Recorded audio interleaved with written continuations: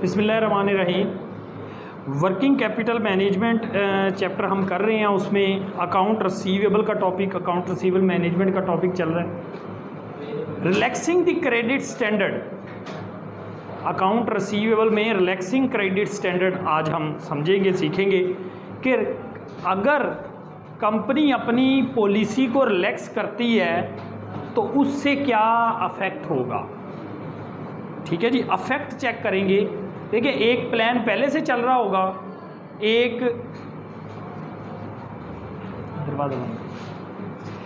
Plan पहले से चल रहा होगा और एक प्रपोज्ड प्लान दिया जाएगा जिसमें क्रेडिट स्टैंडर्ड रिलैक्स किया जाएगा। मतलब पैसा अगर 10 दिन के बाद आता है तो उसको इंक्रीज किया जाएगा, रिलैक्सेशन दी जाएगी। अभी शुरू की है, ठीक है। देखें question 15-3, R repair company is trying to decide whether it should relax its credit standard और नॉट, कि क्या अपने क्रेडिट स्टैंडर्ड को रिलैक्स करे या ना करे। ये पेज नंबर 633 है।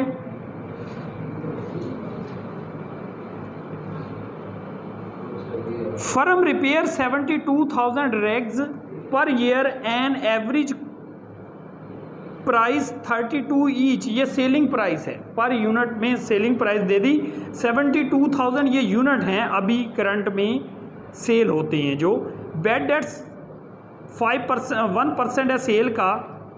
Average collection period is 40 days. अभी currently average collection period 40 days है and variable cost 28 per unit. ये करंट डेट है। Are expect that if does relax its credit standard the average collection period will increase to 48 days. Average collection period जो है वो 40 दिन की बजाय 48 दिन कर दिया जाए तो फिर उसका अफेक्ट क्या होता है। That bad debts will increase 1.5%। इससे बैड डेट्स 1.5% हो जाएंगे।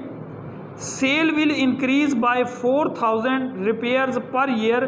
सेल 4,000 यूनिट से इंक्रीज हो जाएगी। If firm has require return on equal risk is 14%। ये अपॉर्चुनिटी कॉस्ट दे दी है। What recommendation would give the firm, use your analysis to justify. Note 365 days आपने लेने हैं। अब हम इसमें चेक करेंगे, क्रेडिट स्टैंडर्ड रिलैक्स कर रहे हैं।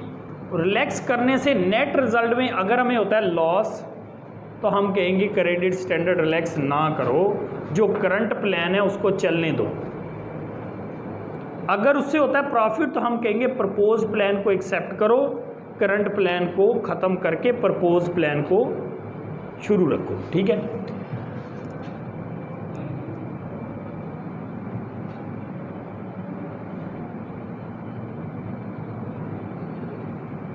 इफेक्ट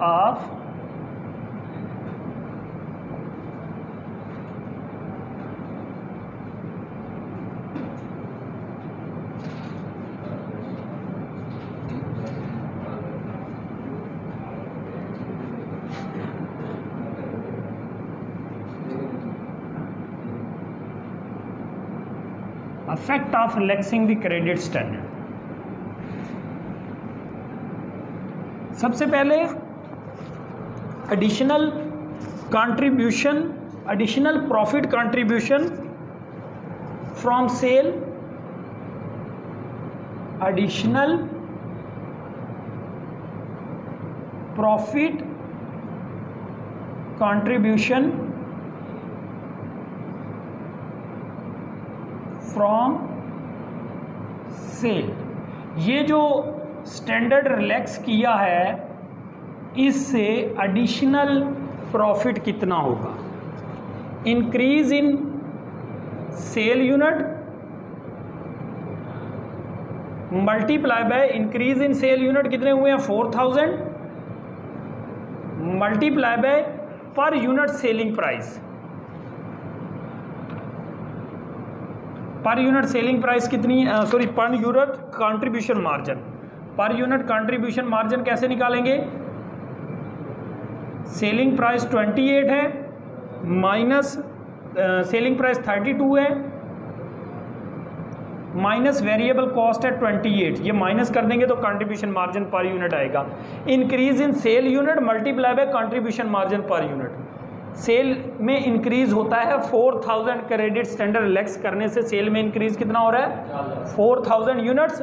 और कंट्रीब्यूशन मार्जिन पर यूनिट कैसे आएगा? सेलिंग प्राइस में से variable cost per unit minus कर देंगे, मल्टीप्लाई करो, इसको कितना आता है एडिशनल प्रॉफिट? 16,000 आ गया जी एडिशनल प्रॉफिट।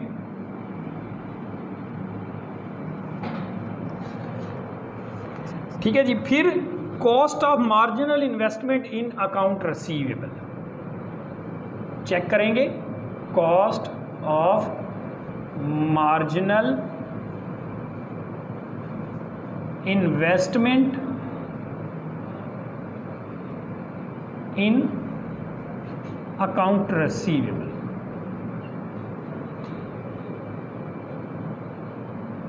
इसमें average investment under proposed plan पहले लिखेंगे,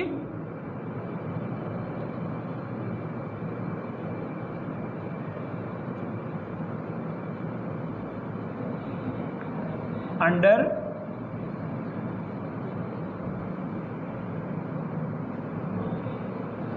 proposed plan. Average investment under proposed plan निकालने का क्या फार्मूला है जी?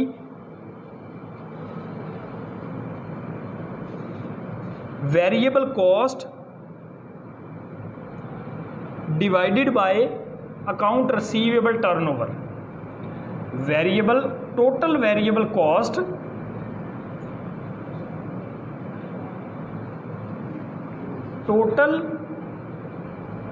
Variable cost divided by account receivable turnover, ये है। इसके मैंने फार्मूला नहीं लिखा था कल। टोटल वेरिएबल कॉस्ट कैसे आएगी? सेल यूनिट मल्टीप्लाई बाय 74 हो जाएंगे ना प्रपोज्ड में। पहले 70 थे, उससे इंक्रीज कितने हुए? पहले 72,000 थे, इंक्रीज हुए 4000, अब 76,000 हो जाएंगे। 76,000 multiply by variable cost per unit. Variable cost per unit है 28, ये आपकी टोटल वेरिएबल कॉस्ट आएगी। सेल यूनिट को मल्टीप्लाई करेंगे वेरिएबल कॉस्ट पर यूनिट से, ये आपकी टोटल वेरिएबल कॉस्ट आ जाएगी। Divided by account receivable turnover कैसे निकालते हैं? 365 divided by average collection period. 365 days divided by average collection period 48 है ना प्रपोज्ड में। प्रपोज्ड में 48 है, प्रपोज्ड में 48 है। ठीक है जी। 72,000 करंट में है, प्रपोज्ड में 4,000 बढ़ गई तो प्रपोज्ड में सेल कितनी हो गई? 76,000। तो प्रपोज में कॉस्ट भी 76,000 के हिसाब से होगी टोटल कॉस्ट। और average collection period account receivable turnover होता है 365 divide by average collection period. 365 को 48 से डिवाइड कर दें,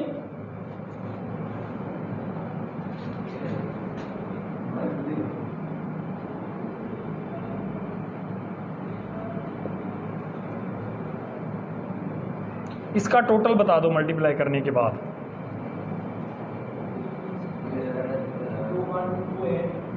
2128, ये नेट बता दो इसको ना, नेट इसका आंसर बता दें कितना आ रहा है, नेट बता दें। ये इसको डिवाइड करके देख लें कितना आता है।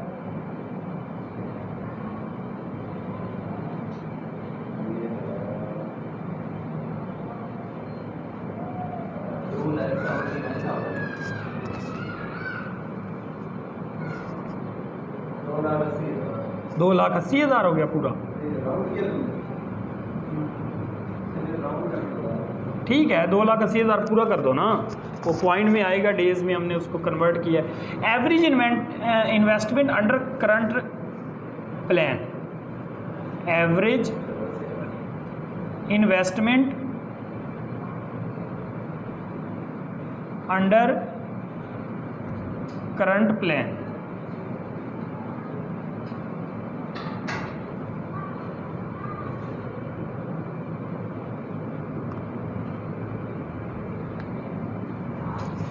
फार्मूला वही है, total variable cost divided by account receivable turnover. मैं अब यहाँ पे डायरेक्ट निकाल दूंगा।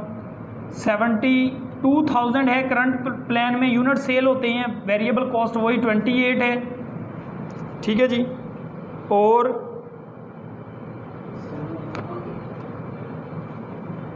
एवरेज कलेक्शन पीरियड चेंज है 365 divided by average collection period 40 है, ठीक है। इसको सिंप्लीफाई करके आंसर बता दें कितना आ रहा है।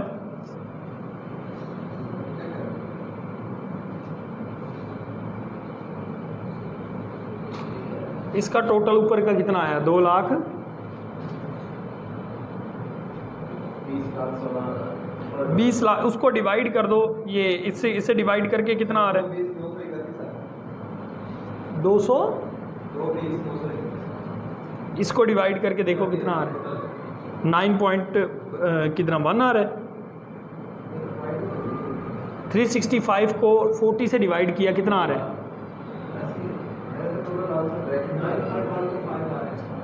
9.125 9.1 ले ले, ठीक है। 9.1 से इसको डिवाइड कर दो कितना आता है, 9.1 से डिवाइड किया आपने 20,16,000 को 9.1 से डिवाइड किया कितना आया,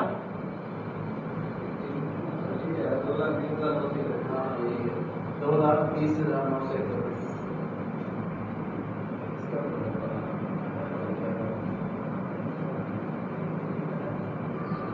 हाँ भाई यही आ रहा है नुमान, ठीक है। इसको माइनस कर दो,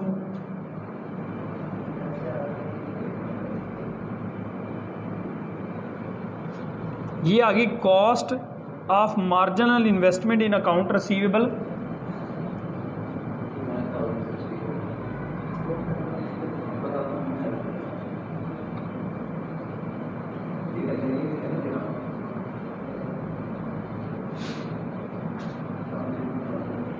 जी माइनस करो इसको, 16,068। कहाँ पे 16,000, यहाँ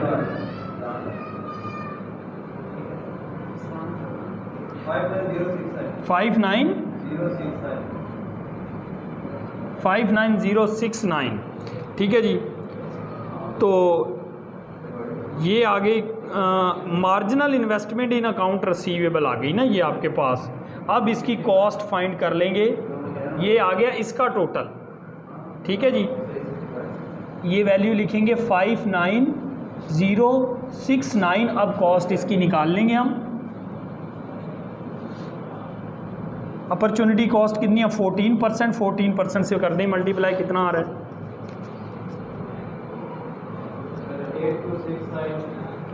8269 9.7 है, 7 कर लें, 8270 कर लेते हैं। फिर ये सारा वाइट बोर्ड आ रहा है इस साइड से।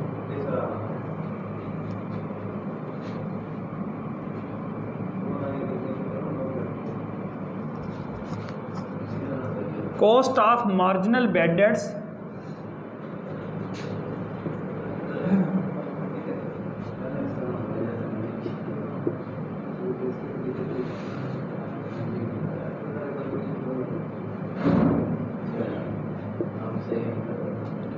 Cost of marginal bad debts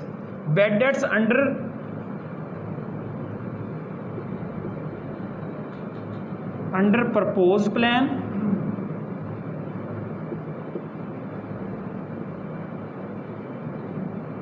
bad debts under proposed plan कितना आता है जी। सेल आपकी कितनी है, सेल हमारी प्रपोज्ड प्लान में 76,000 यूनिट हैं और सेलिंग प्राइस है 32। 76,000 को 32 से मल्टीप्लाई करें, मल्टीप्लाई बाय 32, ये आ जाएगी आपकी सेल। इसका 1.5% प्रपोज प्लान में बेड डेट्स होता है, यही है। मल्टीप्लाई करके जो आएगी वो आपकी सेल होगी, उसका 1.5% बेड डेट्स है टोटल सेल का। कितना आ गया?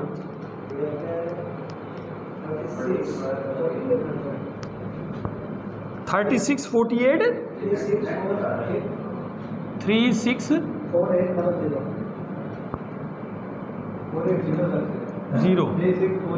480 bad debts under current plan.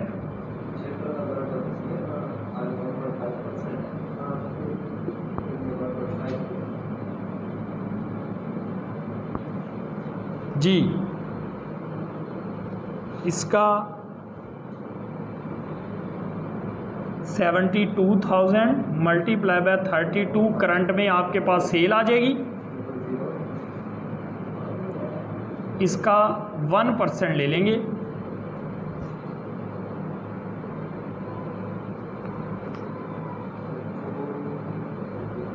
हाँ जी, कितना आया? 2340।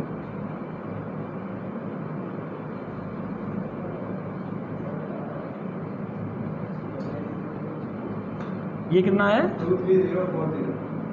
23040 माइनस करके नेट बता दें। Cost of marginal bad debts आ जाएगी ये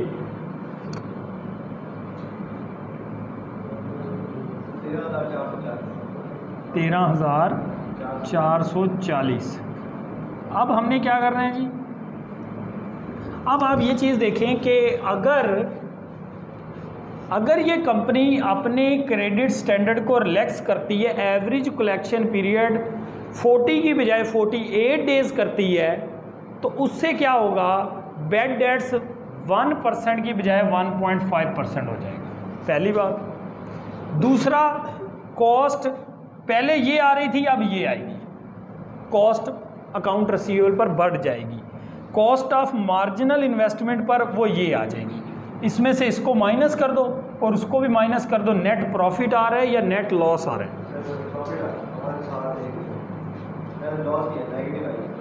नेट लॉस आ रहा है,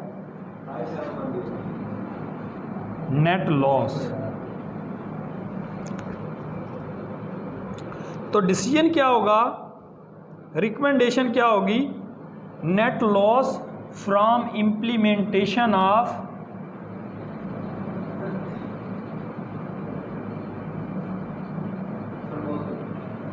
proposed plan.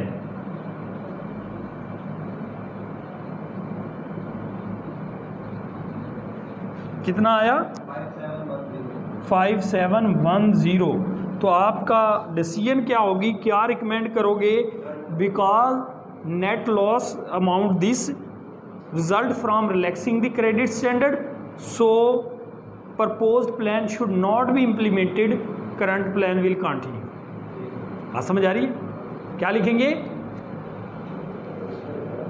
If we relax the credit standard, implementing the proposed plan, we will bear 5710 loss. So proposed plan rejected या proposed plan not implemented, current plan will continue। ठीक होगी, बात समझ आ गई? अच्छा, अब मैं आपको साथ ही ना दूसरा बता दूं कि अगर ये रिलैक्सिंग स्टैंडर्ड जैसे हमने देखा है, मोस्टली क्वेश्चन तो आपके रिलैक्सिंग स्टैंडर्ड से ही हैं। अगर किसी में स्ट्रिक्ट स्टैंडर्ड करने की बात होती है, क्योंकि स्ट्रिक्ट सेल कम करना नहीं चाहती कभी भी कंपनियां, वो ये नहीं कहेगी कि मैं सेल कम करके दिखूं, ज़्यादातर सेल इंक्रीज़ ही करना चाहती हैं, और सेल इंक्रीज़ होती है क्रेडिट स्टैंडर्ड रिलैक्स करने से। लेकिन आपको क्रेडिट स्टैंडर्ड स्ट्रिक्ट करने का भी कह सकती हैं, फिर आप चेक करेंगे effect of relaxing the strict the credit standard. उसमें क्या होगा, आपका एवरेज कलेक्शन पीरियड पहले की निस्बत कम किया जाएगा। जब एवरेज कलेक्शन पीरियड कम किया जाएगा तो आपकी कॉस्ट यहाँ पर सेव होगी, आपका बेड डेट्स की पर कॉस्ट सेव होगी, यहाँ पर आपका आएगा नेट लॉस। ये नेट लॉस में से आपने कॉस्ट जो सेव हुई है वो माइनस करनी है, फिर आपका नेट रिजल्ट में अगर फिर भी ये वैल्यू लॉस की ज़्यादा रहती है तो आप प्रपोज प्लान रिजेक्ट करोगे, अदरवाइज प्रपोज प्लान एक्सेप्ट करोगे। ठीक है, अगर आपको ये समझ आ गई है कि ये पैटर्न के तहत हमने ये कैसे इम्प्लीमेंट किया है प्रपोज प्लान, तो आप कोई भी इसका क्वेश्चन कर सकते हो, कोई मुश्किल नहीं है, सारे एक जैसे हैं। ठीक है जी। अब ये देखो